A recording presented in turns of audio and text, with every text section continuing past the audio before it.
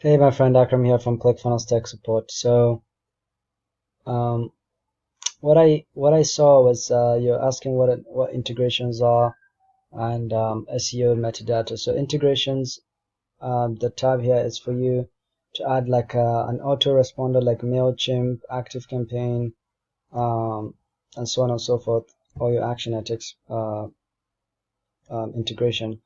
And then you can choose, add to lists, add tag, remove tag, unsubscribe, actions. So in this case, let's just go for add to list.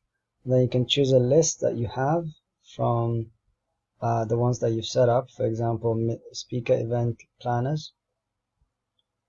So this is for autoresponders. All right. Email is an email integration settings. Um, so that's for that. That's for integrations.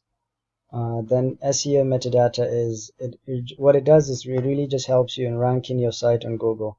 So it's not like it does it completely, it just helps in ranking the site. So it will show up like this. Okay, it will show up like Green Planet Jam 2020. This is how it will show up on search engines.